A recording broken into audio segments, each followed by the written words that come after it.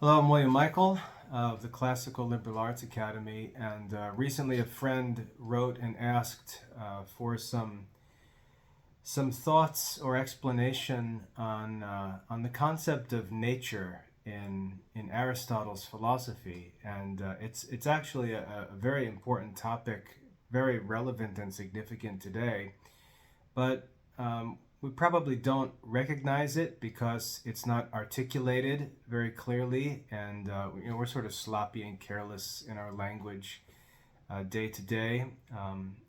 But as we get into this idea of nature, both an ancient Aristotelian idea and more of a modern idea, I think there are a couple of important things that would be of interest to any Christian people to help clarify our thinking as Christians and sort of understand what's going on in the minds of people around us as they say things, talk about things, do things that relate to the concept of nature. There's no question that when we read the works of Aristotle, and to get into this in real detail, I would prefer to actually do it through discussions of Aristotle's works, when we go through them chapter by chapter in our courses. But generally, we see Aristotle referencing to nature quite a bit, and he does so in an interesting way. And I think before we start talking about Aristotle's idea of nature, I think we should talk about a couple different ideas of nature and then see where Aristotle fits in that, how that relates to Christian ideas of nature. And we can compare and contrast that with some other ideas. So, I think there are three basic classes that we could divide men into with respect to what they think about nature.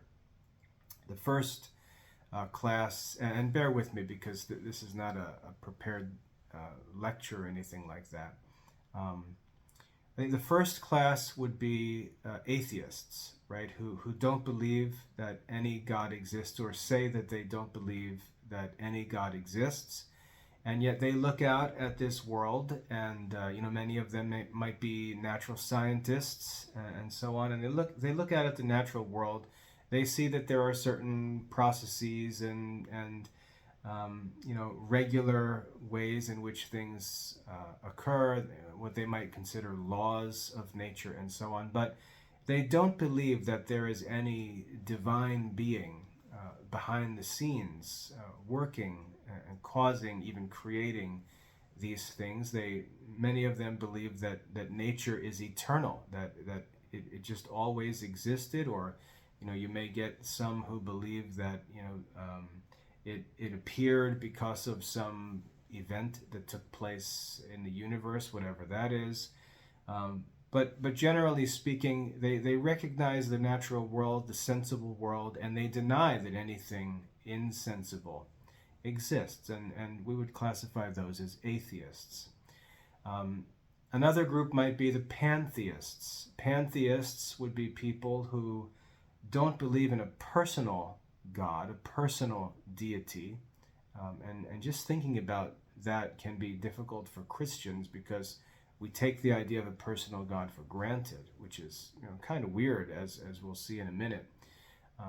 But pantheists believe that the natural world that we see is actually, part of the substance of God himself, that God is just everything, and everything that we see is a part of him. And so they see that everything that exists is God. God is everything, and then we get into some complicated considerations of morality or physics and things like that, which we can talk a little bit about further on. But those are the pantheists. They believe that nature is God. God is nature. It's all one and the same thing. We are part of God. And then the third class of people would be the classical personal theists, which Christians would be included with. So if we think about three different classes of men based on not necessarily their view of nature, but their view of whether there is a divine being that is sort of behind or beyond nature. That's an important place to get started, because that that belief concerning divinity really determines what we're capable of thinking about the natural world. And when we hear things people say, we listen to the news, we listen to popular science and people talking about science, talking about climate change, talking about medicine and health, and just all sorts of issues. If we learn to pay attention, we can discern what the sources of those ideas are, why they think the way they do, and what causes them to not only think but speak and act as they do. But when we talk about Aristotle, he's an interesting case, because we don't really think of Aristotle as being religious. We don't think of him as a theologian in the Christian sense. We don't see him writing any prayers or any sort of devotional content, or just anything like that. We don't see any explicit reference to deity, or to name a deity or anything like that. Yet at the same time, if we remember that Aristotle is a philosopher, he's speaking about philosophical subjects that are appropriate for philosophical investigation, and he's speaking about them in a philosophical way. It wouldn't be reasonable to expect Aristotle to talk much about God, or to name a God, or to express any sort of devotion to God.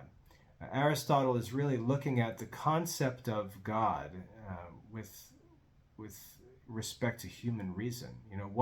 What can be known by means of human observation and experience and reason alone about what might be considered God.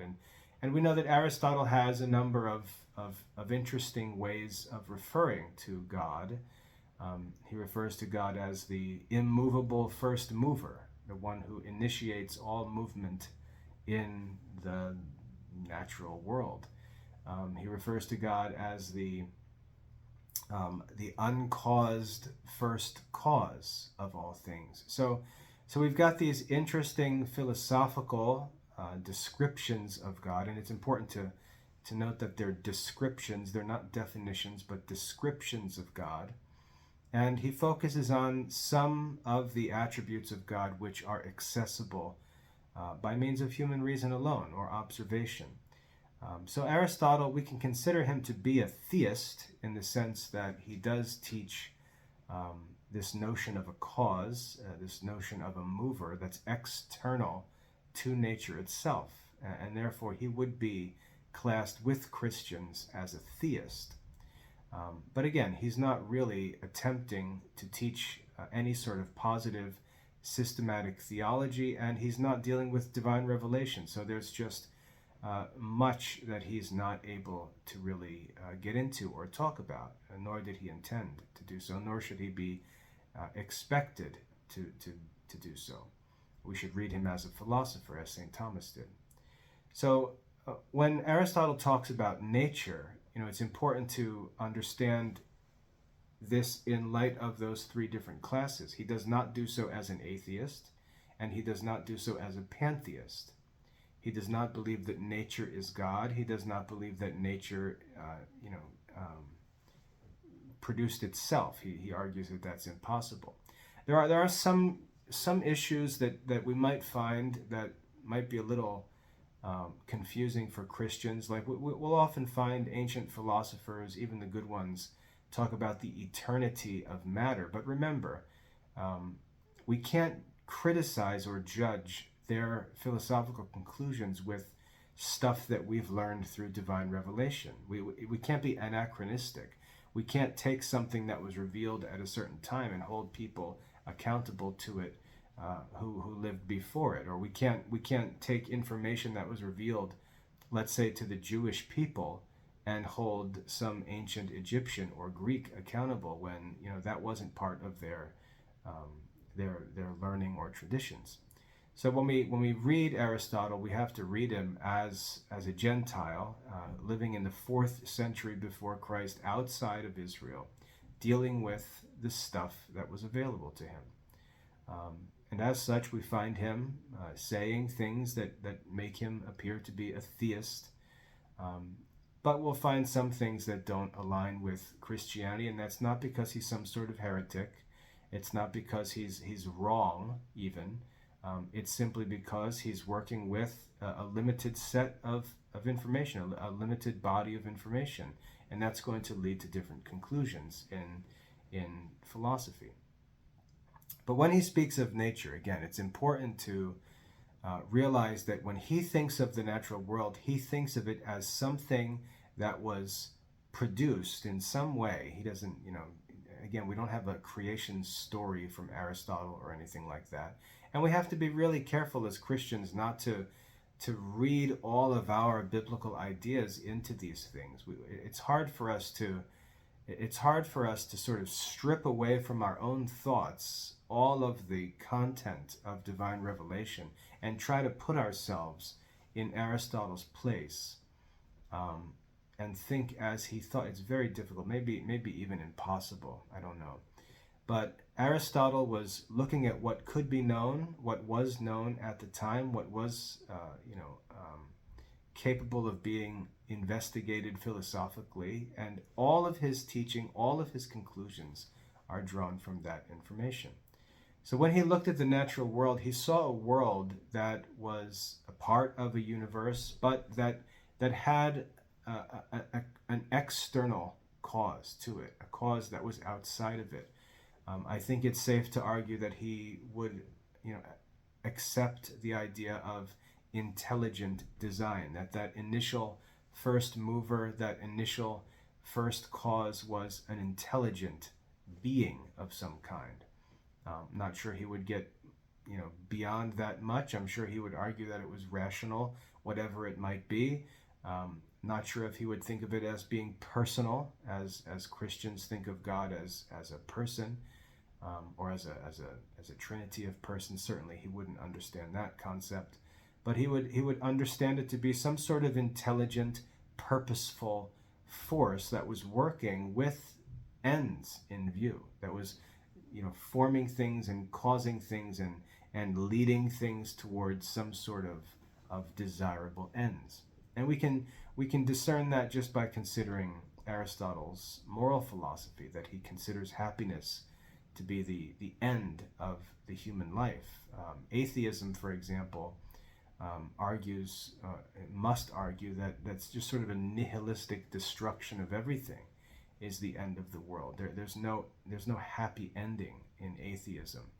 In order for there to be a happy ending, there has to be some sort of intelligent, omnipotent, benevolent force governing all things that ensures that they're going to come to some happy ending, whether it be by some kind of transformation of the world as it is, or whether it's going to be by some destruction and renewal of the world.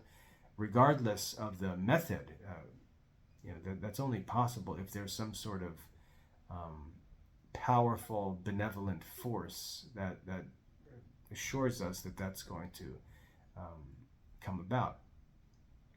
So when you take all the bits and pieces of what Aristotle has to say and put them together, it's no surprise that they align quite well with Christianity, which is what St. Thomas proved and made clear in the 13th century.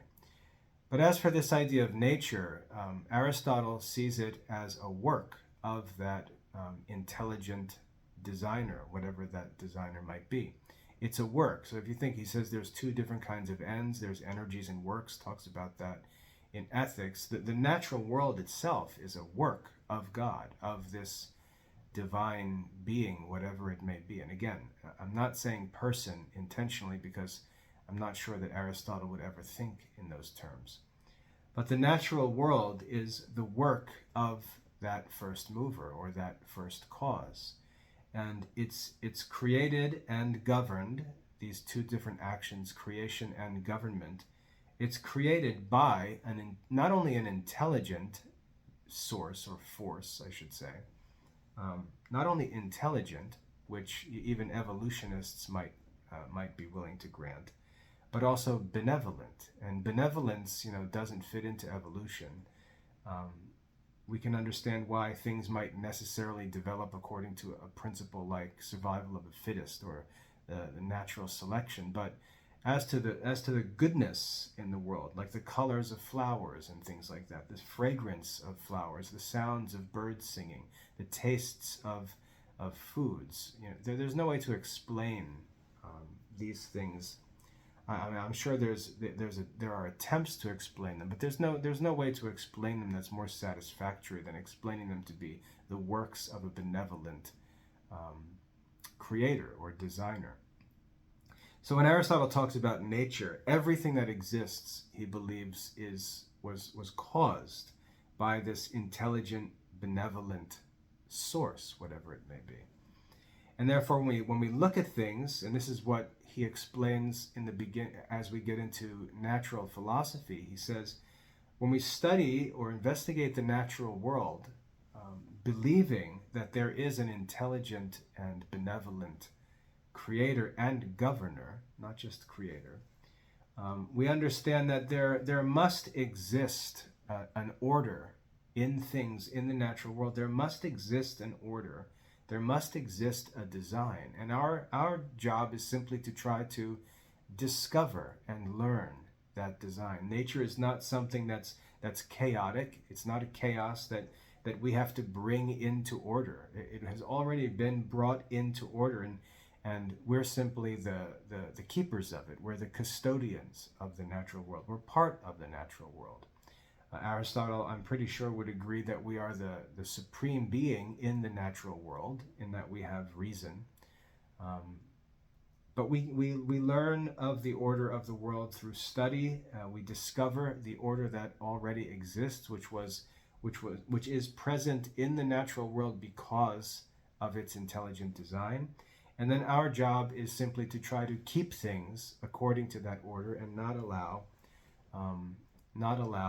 let's say, chance events or human activities interfere with the peaceful operating of that intended order. So he'll talk about the nature of things, the nature, for example, of the four elements. He'll talk about their nature, that the nature of the earth is such and such, that it has a motion of its own. So if we take, let's say, a quart jar or a gallon jar, and we put some water and we put some dirt and leave some space for air, and we shake them all up, the objects in the jar, if left to themselves, they will seek to return to their natural place. Because of their nature. They're simply acting according to their nature. They're doing what their nature disposes them to do. It's not because of any force of gravity, which is a theory. It's because it's the nature of things to do what they do. When a baby is born, there are going to be actions that come from that baby which cannot be explained except to appeal to the nature of that thing, that it was designed. It was caused to do certain things, and it seeks to do those things. It seeks to be where its circumstances are in harmony with its nature. It basically does what it is. That's the idea of nature.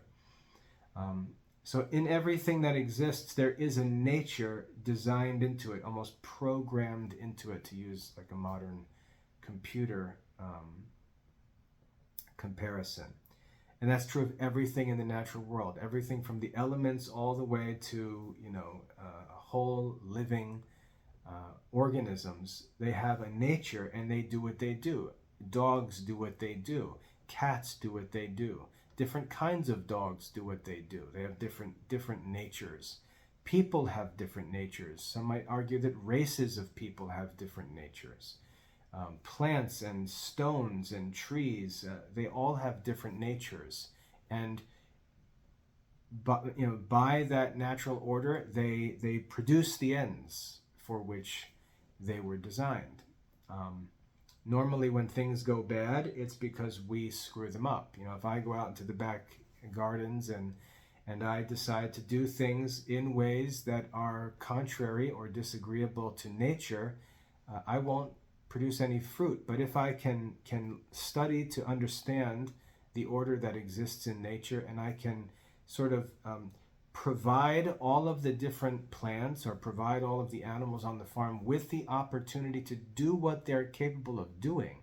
Think about the idea of putting a person in the best position to succeed.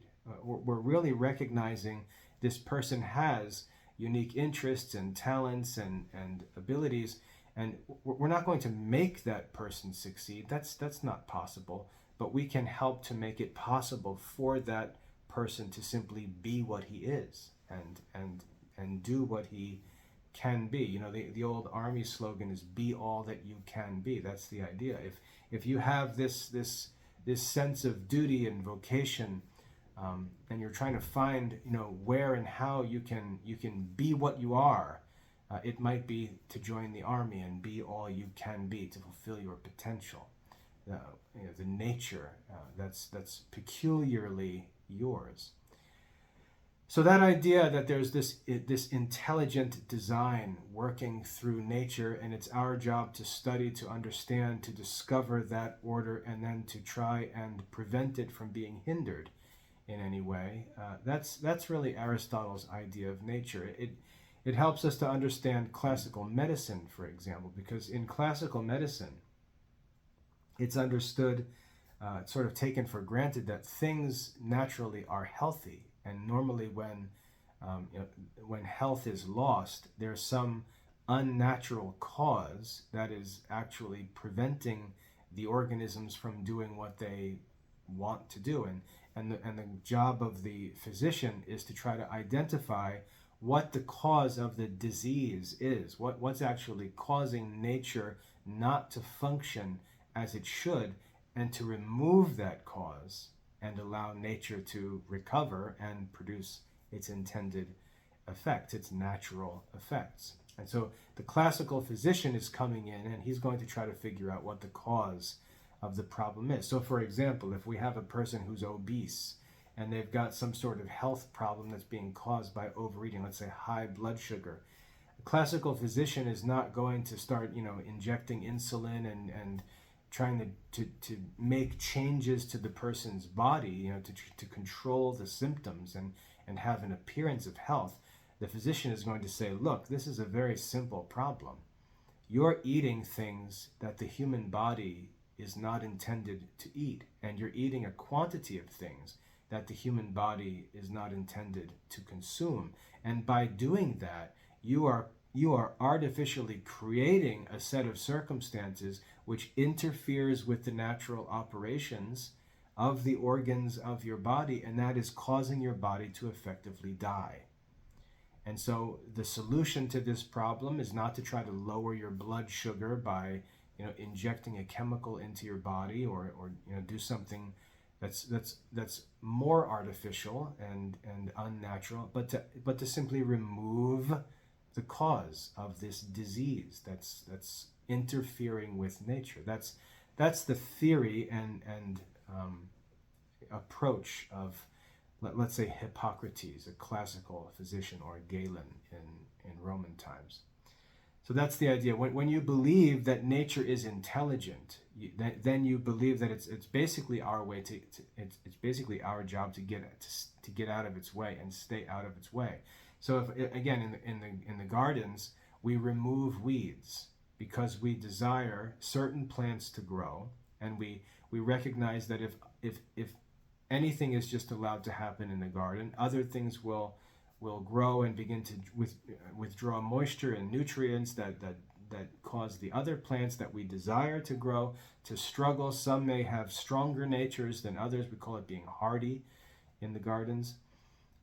And the weeds may be hardier than the desired fruit or vegetable plants that we're trying to grow, and they'll just take over and not allow those other plants to grow because those other plants require cultivation. So you see how it affects your practical mind, how you approach problems in the natural world, how you approach different works, when you believe that there's already an intelligent design present in the nature of things. Again, on the farm, we have a well out in the back gardens. It's like a 200-foot deep well, and there's a well cover, and when you pull the cover off, there's always a bunch of toads and stuff under the well cover. Now, if I don't want the toads there, I just think like a maniac, I could smash them to death with my hoe and say there's no more toads around the well. People do that to kill bugs and things. They'll just use insecticides and spray things. Just kill everything that's not desired. That's the way to control nature and bring about good results. But that approach assumes a certain view of the nature of things. It assumes a certain view. It just assumes that there's chaos, and the way to eliminate the chaos is just to destroy everything that's not desired. If you read a more responsible approach, they'll say, no, well, toads are of a certain nature, and beetles are of a certain nature, and slugs are of a certain nature, and if you allow the conditions to develop that toads enjoy, they're going to be attracted. And the same for beetles, or for any other pests we'd consider them. They have jobs to do, but if you create conditions that cause those organisms to gather in unnatural numbers, or whatever, then you can have undesired effects on the plants you're trying to grow, or the animals you're trying to care for, and so on. And so, rather than just killing everything, which is a very irresponsible and kind of reckless approach to nature, you can just think about the nature of things, think about what the cause of this problem is, and remove the cause. And it's just a different approach. When you assume that nature is intelligent, God created beetles, and I'm talking as a Christian now. If I believe that God created beetles, it doesn't make much sense for me just to smash them to death. I mean, they have a purpose, and that purpose may be good. The same thing is true with bees, for example. Just because a bee can sting me and I don't want to be stung doesn't mean that I should turn around and, conduct a worldwide genocide of bees because I don't want to get stung anymore. When we do things like that, and there have been times when people have done things like that, we learn the hard way that those organisms, those animals, those insects actually have important, positive, necessary functions that we have now destroyed, and we create new problems. So the way that we look at nature will affect the way that we do things, the way that we handle nature, the way that we address perceived problems in nature, and so on. And it relates to this idea of capital N nature. So you can see pretty simply how Aristotle views things, because he believes that there is a cause external to the natural things that we see and handle. And that cause is intelligent and purposeful. It's got an end in everything that it does. That affects the way that we approach, mechanical works, which are one of the ways in which reason relates to order. How we should pursue our own works, relates to whether or not there actually is an order in the world. And if you act contrary to that order, I like to think of nature as sort of like a glacier, and if you set yourself up contrary to nature, the glacier eventually just crushes you and runs you over.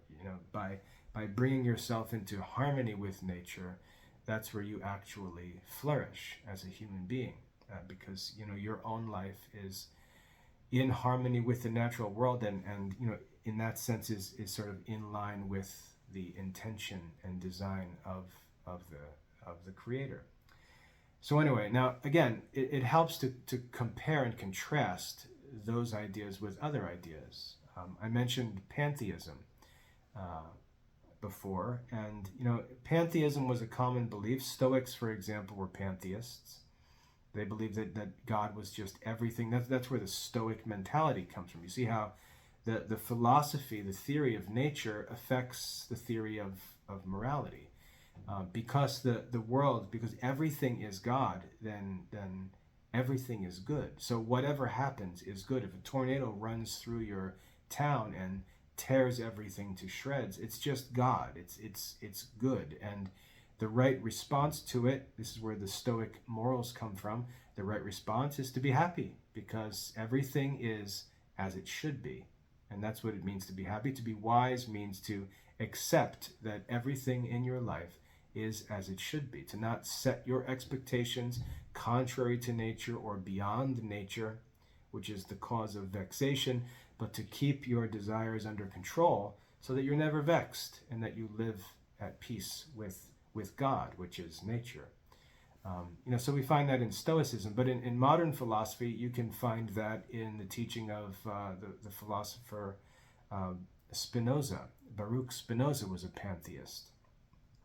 And if you read his, it's kind of wacky if you read his philosophy, but he believes that there is only one substance. There is only one substance. I think that he's called a monist. Those who believe that only one substance exists, and that substance is God. And so then you ask, well, like, what is a tree, or what are human beings? And he explains that, well, we are actually modes of God, or we are different ways in which God exists. God exists in the form of a human person, but there is only one substance. So we're all consubstantial with God, as it were, and we exist as modes of gods. And then there's another concept he introduces of attributes, which are something like genera in Aristotle. They're sort of qualities that are more general, and then within those qualities there are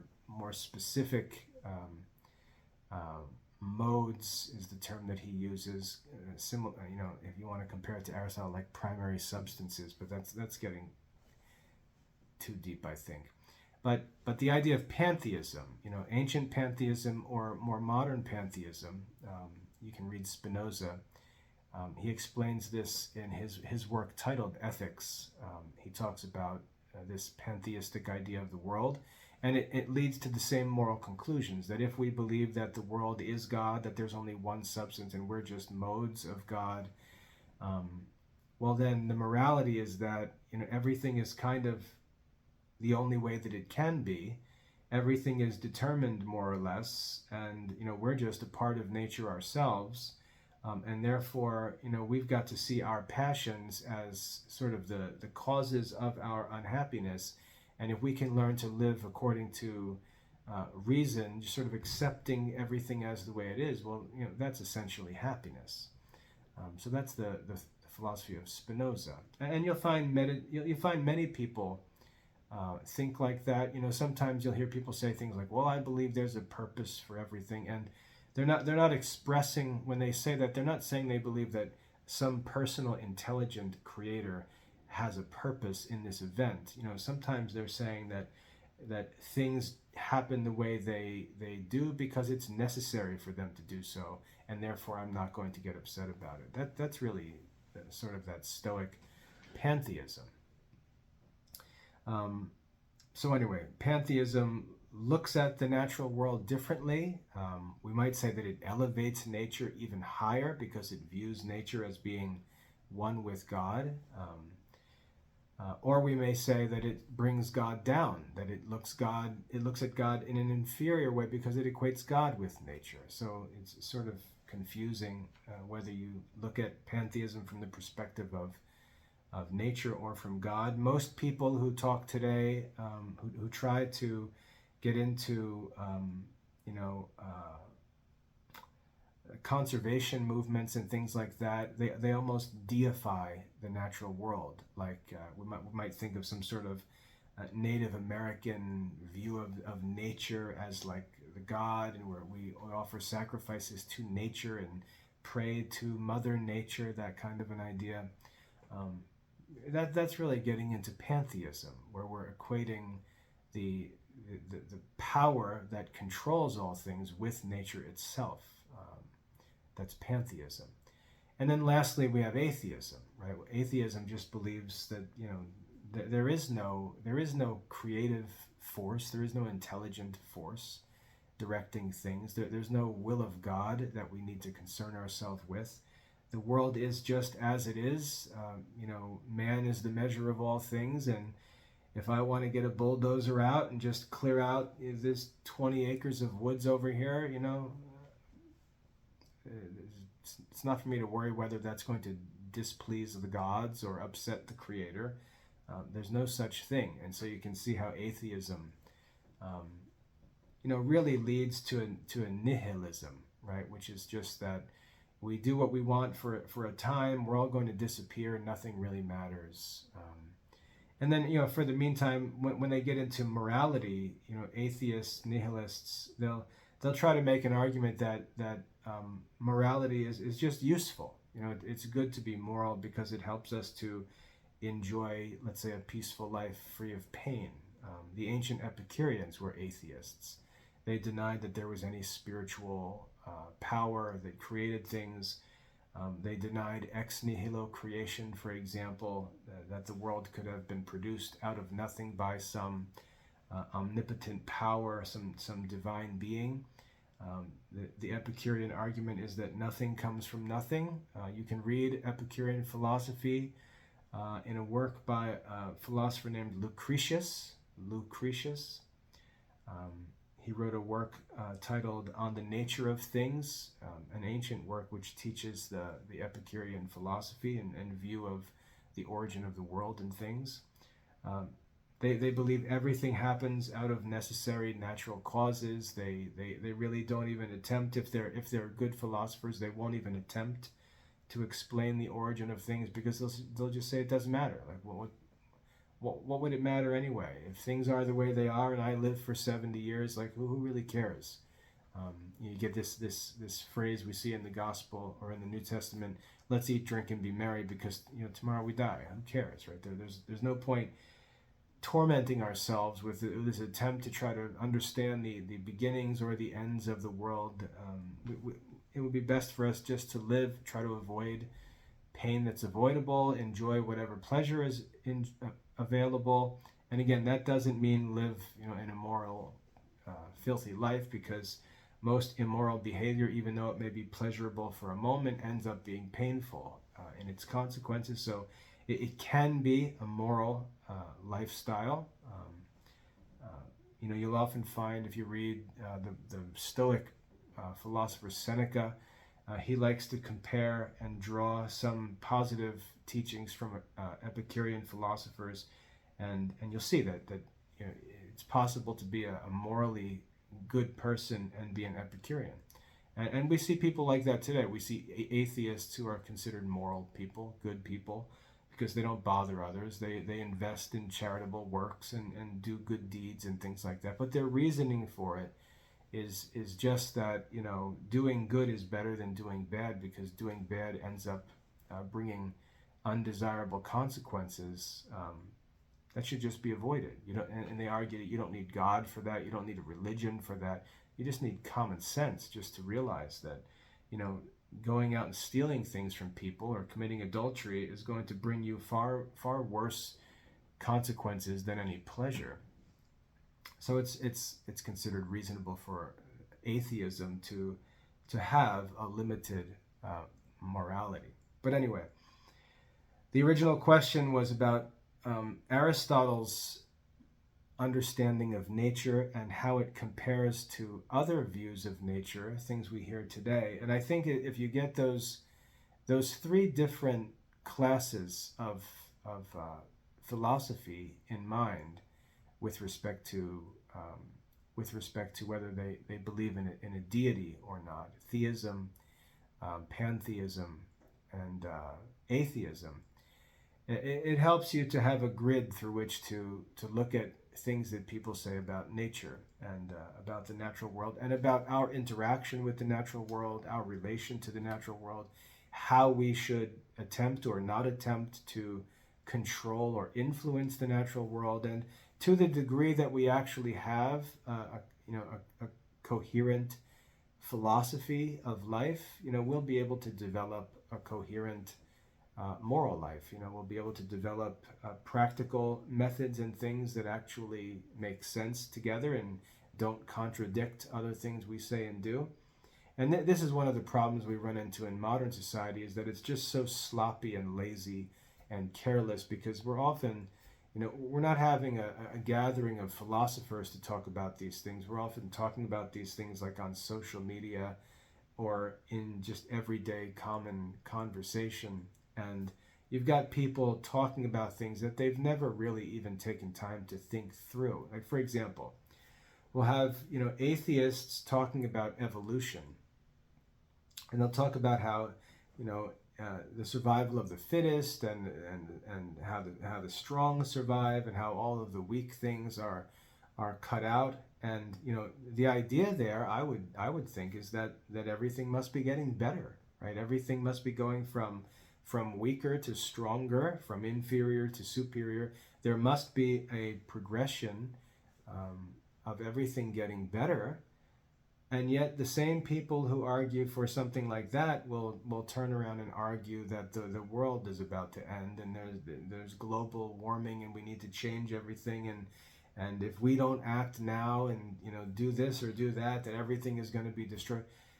Those two things just really don't seem to harmonize, right? It would seem that if you believed in evolution and thought that everything was trending to the better, you would always want to let things go on their own. You wouldn't want to intervene or interfere, because you might be causing a weaker thing to survive that really should be eliminated. And I mean, you just think about it. That's what we do. I mean, think about medicine. The whole point of medicine is we're trying to sustain weaker organisms, weaker individuals. And yet you'll have a doctor talking about evolution, and it really doesn't make any sense. When we look at somebody like Hitler, right, talking about different species and wanting to cull all of the inferior species, as terrible and murderous as that may be, at least it's coherent, right, with a belief in a theory of evolution and origin of species and things like that. At least it's coherent. Or at least it makes sense. But what modern science does, it almost never makes sense morally or practically. Scientists, will be the ones, dishing out like DDT back in the 50s and 60s, just recommending that you just wipe out all living things that you don't want on your farm, and then they'll turn around and talk about some kind of principle of progressing nature. Which their own practices come. So you just see how messy it gets. But as Christians, we should desire to have a consistent philosophy of life. And many of the controversial questions that we get into, that people raise as like objections against Christianity, what's interesting is that you'll often have Christianity criticized or objected to. Some point of Christian faith will be opposed, but then the alternatives that are proposed are just more ridiculous. That you never move from like a fault of Christianity to some better explanation. You move from a questionable point of Christian philosophy to some total ridiculous, absurd nonsense that has to be believed with 10 times as much unevidenced faith as anything that you're asked to believe as a Christian. So I've explained this before. I feel like when you get into these different philosophies, Aristotle is sort of the honest philosopher who recognizes the truth and isn't afraid of the moral implications of the truth. And then what you have are just efforts to try to find alternatives to Aristotelian philosophy that are far more ridiculous and improbable than anything that Aristotle would say. So anyway, think of those three classes, right? Pantheists, personal theists, and atheists.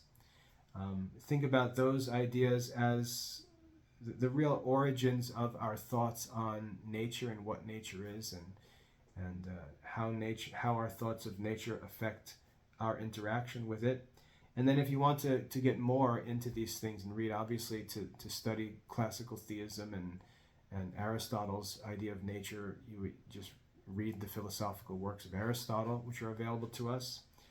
If you'd like to learn more about pantheism, just for learning's sake, to understand it, you can read the ancient Stoics, or you can read a modern philosopher like Spinoza, who's pretty odd character in that he presents his philosophy in sort of a Euclidean format with definitions and axioms and demonstrations like Euclid, which is kind of weird. And then for the atheists, you've got a denial of the existence of any intelligent cause of things. And if you want to study some ancient ideas in atheism, I would recommend Lucretius, like I mentioned before, Epicurean writings. And then you've got, a billion, you can find atheists, you can trip over them in modern society, even though, like I said, I don't think there's a serious atheist in the world. It's just, a desire to, or an inability to accept Christianity because they may just not have the gift of faith, which is, understandable, and we should be sensitive to that. It's like picking on blind people. They can't be treated as if they're stupid because they don't see what we see who have sight. And if people don't have faith, and I think the way I think because God gave me faith, it's not something that I've done. It's not because I'm smarter or I just see things that are obvious and this guy's a dodo. He really doesn't. He really can't accept these things. He doesn't have faith. So we have some sincere atheists who try to develop a coherent philosophy, but not many. I think Epicureanism is the best thing that ever was done with respect to atheism.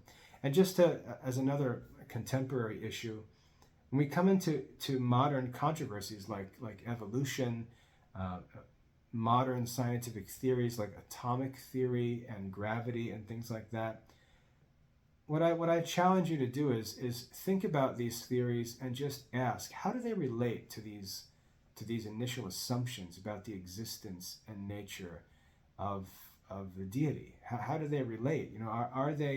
Are they implications of a previous commitment to a religious view of the world, or are they sincere, conclusions drawn from observations? Because I would argue that most of what people say in modern scientific circles, most of what people claim to think is true in modern scientific circles, is really just something other than Christianity, something other than Aristotelian philosophy. And there's really no evidence for things they say. At least they don't have evidence, which means they're living by faith in the testimony of others, which they say they reject in Christianity. And you just run into these contradictions and problems. Many things are said in the name of modern science with no evidence, and that's not science. So it's really, you're dealing with philosophy there, even religion. So anyway, there's a million things we could talk about, but the question was about Aristotle's view of nature, and I think that puts us in a good place to take up the study of Aristotle's works, especially his metaphysics and physics, and dig deeper into the details of his teaching. And I intend to do that with video expositions in the academy for those courses. So I hope that's helpful. God bless.